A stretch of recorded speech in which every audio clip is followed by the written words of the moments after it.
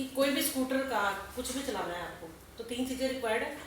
पहला आपको आरसी, दूसरा आपको ड्राइविंग लाइसेंस, तीसरा पोल्यूशन या आपको इंश्योरेंस। इसी तरह से भारत सरकार ने किसी भी तरह का कोई भी आप खाते को कोई काम करते हो, चाहे आप बेचते हो, चाहे आप बनाते हो, चाहे डिस्ट्रीब्यूशन करते हो, चाहे डीलर करते हो, इवन जब आप ट्रांसपोर्ट करते हो, उन सब के लिए आपकी लाइसेंसिंग जरूरी है।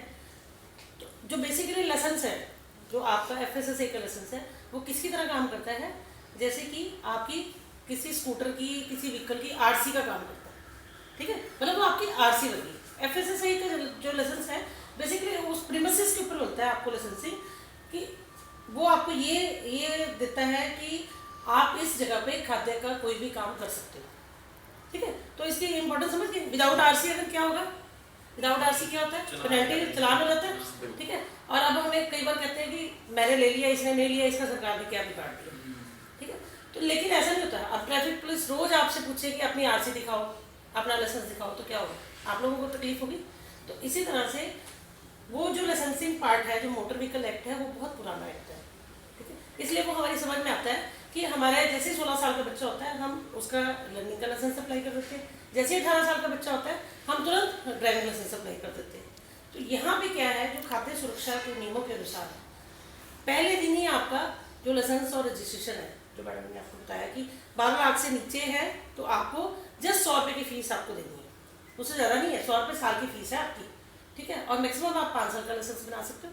और बहुत छोटे छोटे इसके अंदर रिक्वायरमेंट है, एक आधार कार्ड, एक आपका वहाँ का रजिस्ट्रेशन का कोई सर्टिफिकेट होगा किसी तरह का, और ये सारी की सारी ऑनलाइन प्रक्रिया है।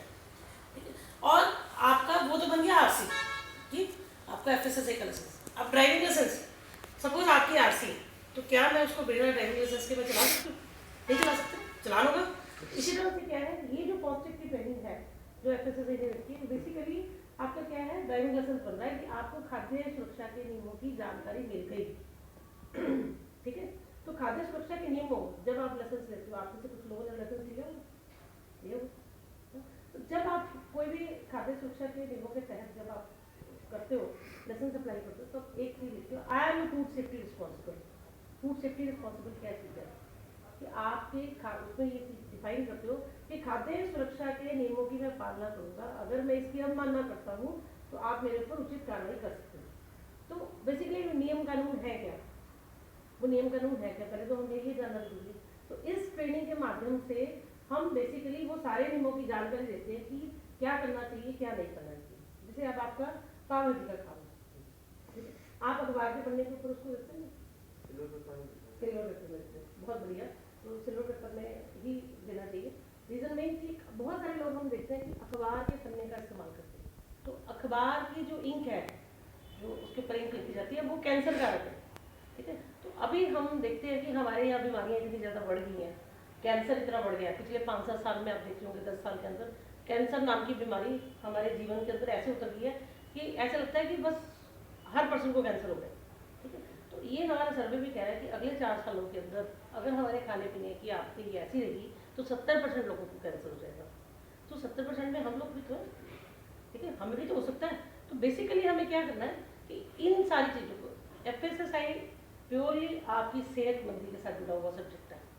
एफएसएसए कहीं कुछ और नहीं आपको कह रहा, वो कहता है कि आप स्वच्छ रहोगे, आप खाद्य सुरक्षा सुरक्षित मतलब कि वहाँ जितनी भी क्लीनिनेस है वो सारी चीज़ें, पहले खुद का क्लीननेस और अपने आसपास की स्वच्छता, ये 2 चीज़ों की बात करते हैं, अपनी स्वच्छता और अपने आसपास की स्वच्छता। अगर आप रखेंगे तो ये जो आती बीमारियों का घर है ये खत्म हो जाएगा, जो आजकल हमारी बढ़ रही है, डायबिटीज़ बढ़ रही है, कैंसर बढ़ रहा है ना, इस टाइप की प्रॉब्लम्स बढ़ रही है। और ये बेसिकली क्या चीज़ है, हम देखते होंगे कि जो ये खाना पड़ा होता है बिल्कुल महंगा पड़ा होता है, इसको हमने सिर्फ कवर ही तो करना है। खाद्य सुरक्षा के नियमों के अनुसार बेसिकली ये जितनी भी चीज़ें हैं यही आपको कहती है कि आपने जो चीज़ भी रखी हुई है वो क्रॉस कंटेमिनेशन नहीं होनी चाहिए। क्रॉस कंटेमिनेशन मतलब आपका रॉ अलग होना चाहिए, आपका जो सेमी प्रोडक्ट है ना, जैसे फिल करके रखते हो आप, है ना, फिलिंग वाला एरिया अलग और फिनिश गुड्स अलग। क्योंकि फिनिश एरिया क्या है, आप पकाते हो, पका हुआ भोजन अगर कच्चे भोजन के साथ रखा जाएगा तो क्या होगा, क्रॉस कंटेमिनेशन हो जाता है।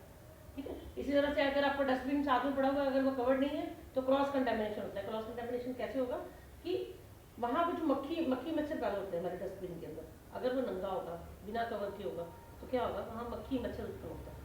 देखो किसी भी बैक्टीरिया की या किसी भी मक्खी मच्छर की क्या होता है, वो हमेशा गंदे स्थान से उत्पन्न होकर अच्छी जगह पे जाती है।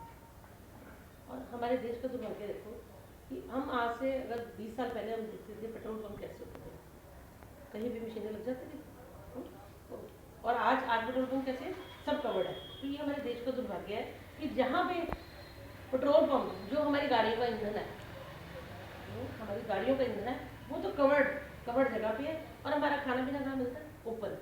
अब आप लोगों की शॉप है, शॉप में क्या है कि कोई आगे एयर कट, कोई कर्टन तो नहीं लगाएगा, धूल मिट्टी भी आ रही है, धूल मिट्टी आ रही है, वहाँ से व्हीकल्स निकल रहे हैं, तो वो क्या है कि आपका धूल मिट्टी जब जाएगी तो वो भी तो बैक्टीरिया पैदा करती है। ऐसी कोई मक्खी देख के थोड़ा आएगी। अब मक्खी को रोकने के लिए आपको कुछ प्रिवेंशन तो करनी पड़ेगी ना, ताकि किसी भी तरह की मक्खी मच्छर आपके भोजन के ऊपर ना पड़े, और आपका जितना भी खाना है वो सारा अनकवर्ड हो जाता है। ठीक है, तो इस तरह से क्या होता है, हमारी हाइजीनिक कंडीशन बिगड़ जाती है और हम बीमारियों का घर बनते जा रहे हैं। बेसिकली FSSAI आपको यही प्रेरित करता है कि अपनी स्वच्छता, अपने आसपास की स्वच्छता का अगर आप पालन करोगे तो जितनी भी बीमारियां हैं इनको हम कम करने का कोशिश करेंगे।